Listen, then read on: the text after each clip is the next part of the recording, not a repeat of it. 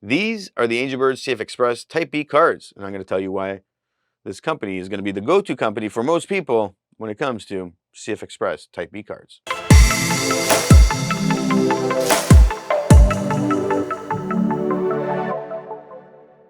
Welcome back to another video. My name is Nico. Today we're talking about Angelbird and their CFExpress Type B cards and why I think they're going to be the go-to for 2022.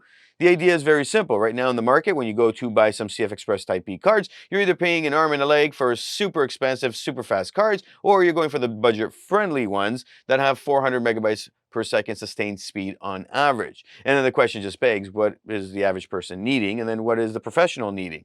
And that's it. And it all comes down to workflow. It comes down to you and your workflow and what you need, whether you are a professional or you are just the average person snapping photos, videos, and trying to get the job done. It comes down to workflow and the camera you bought, because every camera is a little bit different and every camera needs certain sustained write speeds. So when you're looking at any kind of card, doesn't matter if it's an SD card, CFExpress Type B, etc., you want to ask yourself, what is it that you need with your camera? What is the sustained write speed? Because they're all put special numbers on the box and make you feel good, but it's the sustained write speed the camera needs so it can perform. Now, in the Canon R5 that I'm shooting on, it needs pretty much 400 megabytes per second on the write for sustained speed for video. But when it comes to images, well, it can go up to 20 photos per second, which, I mean, is huge. However, the camera's buffer cannot actually achieve that. And the reality is that if you do go for super expensive, super fast, you're not actually going to be utilizing that card to its full capabilities because, again, the camera can't achieve that.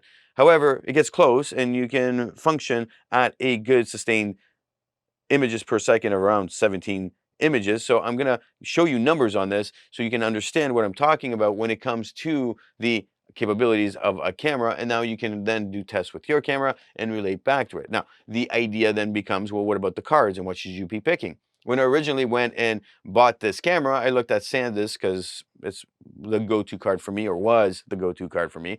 And it was a go-to card because with the SD cards, I was using it for all my cameras, this and that. And I've just found so many issues. And with that specific CFExpress Type B card, there's overheating issues. And because of that, it becomes unpredictable. And sometimes you're not getting the requirements you need with the camera. At that, there's no sustained write speed anywhere. And I contacted the company and nothing. Where most companies are writing the sustained write speed, so make sure you check that out. Now, the idea here is that I went and bought the 1DX/R5 package. This has two 1 terabyte cards, and these cards are sustained write speed at 1,000 megabytes per second, which allows you to do almost everything you want to do with this Canon R5 that I have, which is great. It's great. Now, when the MK1s originally came out, they had some issues with the Canon R5, and a firmware update fixed that locking issue and that slow startup boot. So if you do buy Angelbird, do note that you need to get the card reader so you can do those firmware upgrades in the future.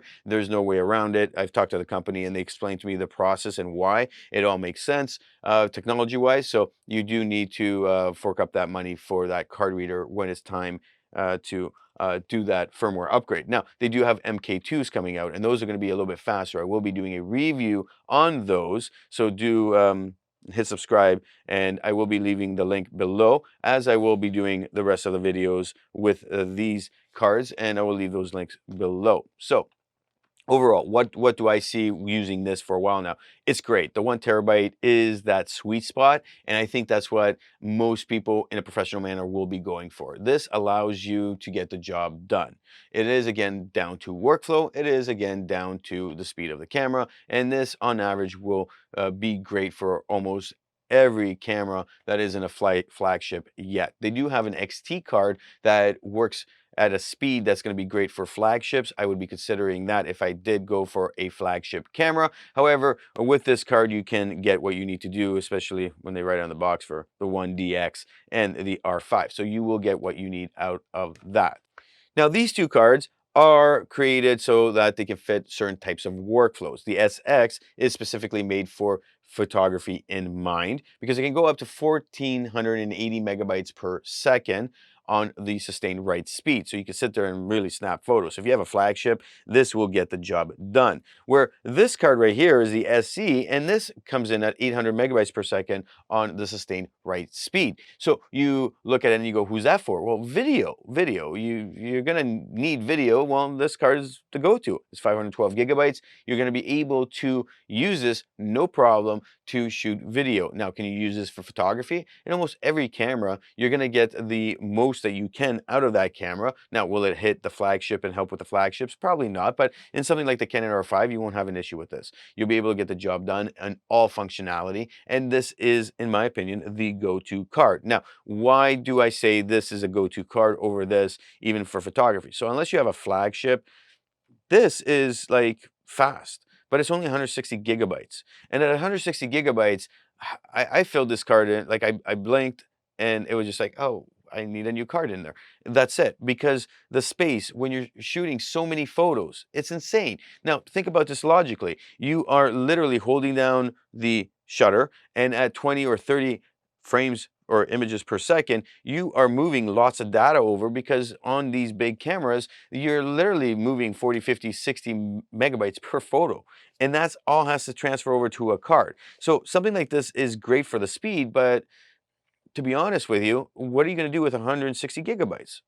Like, that will fill fast. Now, that being said, if you have a whole bunch of these, then yeah, that's great. Go for it, right? But I mean, this is, I think, the go-to with what everybody needs. This, if you're entering the market, this SC card, like at 800 megabytes per second, you're literally filling up, and you're saying to yourself, and just put in perspective, a regular workflow would be you taking pictures and video. And on average, you're gonna have, you know, several of these cards, and you're gonna say to yourself, well, what am I gonna be doing? I'm gonna fill that card up, and I'm going to be able to then swap it out with at least, you know, a couple thousand photos and maybe 1 hour to 2 hours of video on there if you're shooting 4K.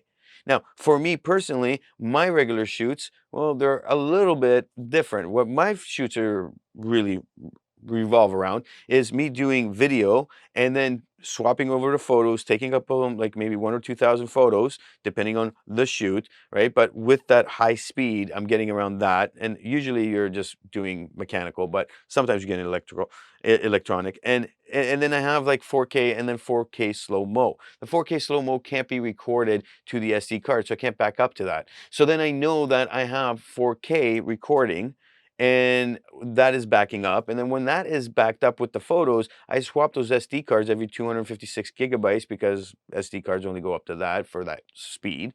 And then after that, whatever's residual is above and beyond the 512. And I often find myself getting way over the 512 to around the tune of about 100 to 200 gigabytes. So it's always nice to have that 1 terabyte card. Okay, that is kind of the thought process here. But if I just went with the 512 gigabyte, I know the limitation. I just have 2 duplicates of everything, and then swap off, and off we go. So let's jump into the numbers, and then we're gonna come into recommendations and talk price point.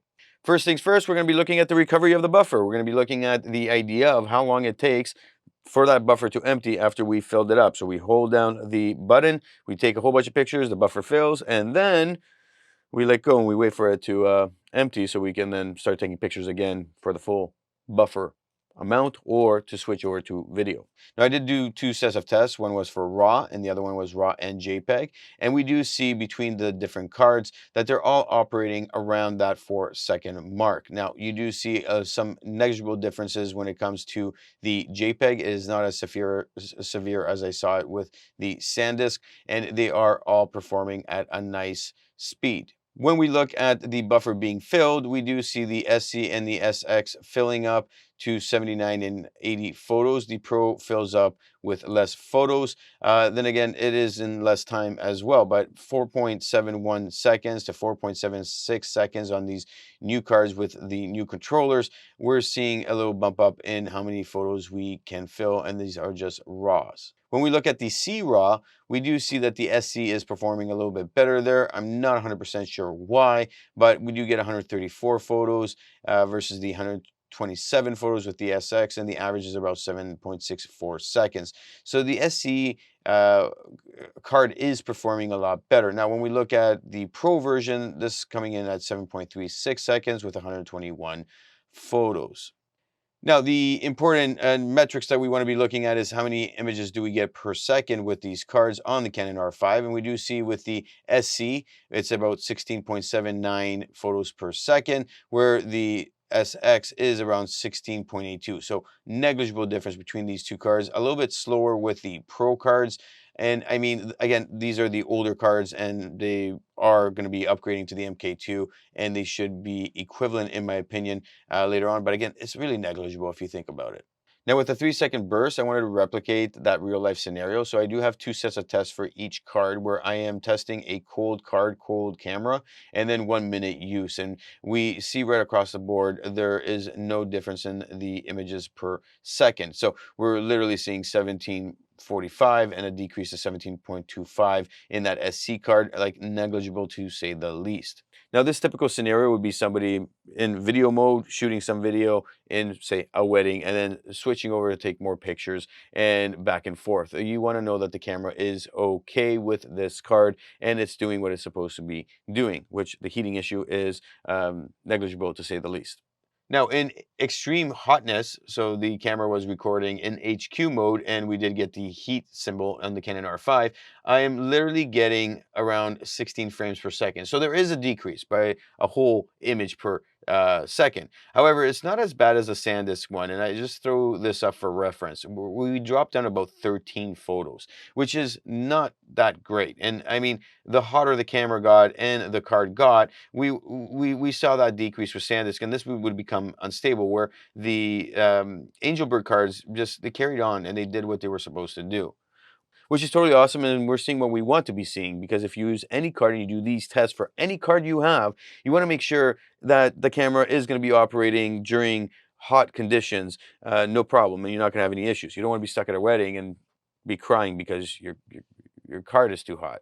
Forget the camera and the camera issues with Canon R5s. Imagine being stuck because your car is too hot. Now, they do get hot, and this is why I'm doing this test, because all of these CFExpress Type B cars do get hot. You need to understand that. Some people will say, oh, this car gets more hot than the other one, but in theory, they all get hot, and they are hot touch to the feeling. Now, visiting the website, you will see the different cards that they are offering. Again, I'm not looking at the XT unless you are super professional and you need this super fast card with the high-end cameras, which would be the flagship. So in most cases, most people will be using one of the 3 other cards. So to just look at the SC firstly, and at a price point of $179 with a sustained speed of 800 megabytes per second, you cannot lose. You literally cannot lose on this card. This is the price point that anybody, whether professional or not, will want to have a few of these cards, okay?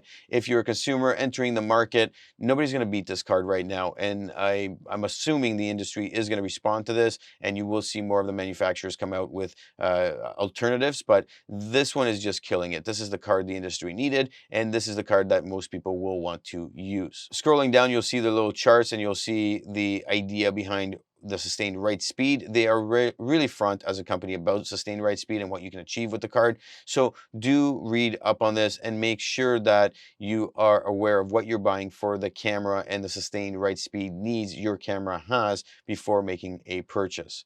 When we look at the SX version, again, 179, great price point once again, and the sustained write speed here of 480 megabytes per second.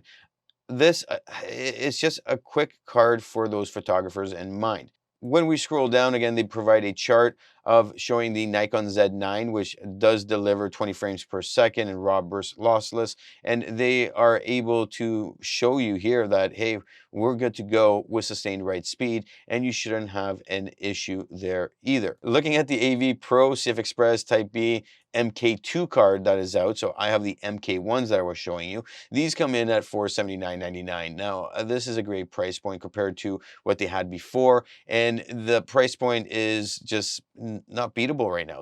No manufacturer is going to beat this at the sustained write speed of 1300 megabytes per second. So these cards are literally the go-to cards for professionals, 100%. And then if you are a consumer slash professional and you need that other 512 gigabyte SE card, then yeah, it is. These two are just like killing it. when we scroll down, they do show you again that you can be using this for the Canon R5C. Of course, they're going to brand the newest camera out there. You need about 325 megabytes per second sustained write speed on that camera for all the different types of video codecs. But when you're looking at it in terms of actual write requirements for the V Raptor, for instance, the red camera, an 8K RAW 120, you need 815 megabytes per second. So this will get you to the promised land. And of course, with photography, you're going to be in that zone for photography. So this card will achieve everything you need it to achieve. And you're getting up there. Now, that 1300 megabytes per second for some cameras might be, just a smidgen slower, but it doesn't mean you're not going to be able to achieve the fast numbers of the frame rates. The XT card is listed at $479.99, and at that price point, you are getting that, again, 1480 megabytes per second on the sustained write speed. Now, these are exactly, or I think they are exactly to the SX card, but you have more space, and you can literally get up to that 1320. Now, they don't have this available yet, but it's coming. But at that price point, man, you really need to be making money as a professional, and you really need to have this card with the camera. So I wouldn't be looking at these unless the need is there. This card is made in Austria, and I wanted to point out something specifically. We extend a non-disclosure agreement to ensure that the privacy and confidentiality of the media's content is also protected, which is something that you don't often see with companies. Now, they will quote unquote tell you, hey, we are protecting your information, but nobody ever says, hey, we have a paper you're going to sign. Like, that's awesome. Which brings me to what's making this like really the go-to cards. Well, one is the actual pricing. The pricing is well in line to what you need to see for this to be the go-to card. Two, it's the product's actually delivering. It is delivering. And that is awesome. And lastly, the third big important one is the company just seems to care. Like, that's awesome. I don't see this often. If you watch all of my other videos of other companies, like these guys are standing by their product and they're standing by it. Like, I had some questions, I had some numbers I was finding compared to the marketing that they had, and then I had some some minor issues. And I'm going back and forth. I'm like torturing this guy, like torturing, like back and forth. And this guy's like, yeah, let me test it out. Let's see. We'll test it out and figure out what's going on to make sure that you're happy and to make sure that we're delivering on our promise. You don't see that often. And this is why, in my opinion, these are the go-to cards for 2022. Now, when I'm looking at the cards, the SX, would I recommend this to people? If you have a flagship camera that you're buying and you're entering the market for the first time to buy CFExpress Type B cards, I would suggest this. At a price point of $179, yeah. But if you don't have a flagship, I just don't see the need of this. Like, unless your camera can perform on it, I don't see the need of it. And I don't see the need of the XT cards either, unless you do have that flagship and you are a professional and you need that specific best card. Bottom line, that's how I see it. I don't see any other scenarios for this other than the flagships, because if your camera can't perform at that, what's the point of this card other than that? Now, for 179, having this card around, it's a no-brainer. Why not? Especially if you are going for an XT card, having an extra card is worth it. When I'm looking at it in terms of the SC card, I think this is the go-to cards for almost all consumers, and of course, any professional out there that is looking to, again, enter the market with a Canon R5, for instance. This will work great for something like that, because you're never going to reach those top speeds with the XT or the SX card anyways. So this would be a great card. Again, it comes back to what I said before in this workflow.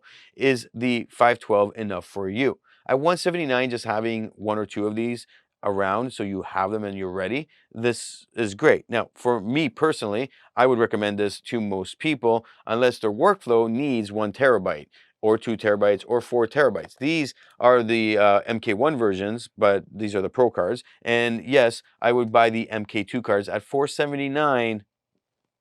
Come on, people. Like, you're gonna need 2 cards one way or the other. That's if you really want to be professional about stuff. You're gonna need 2 cards.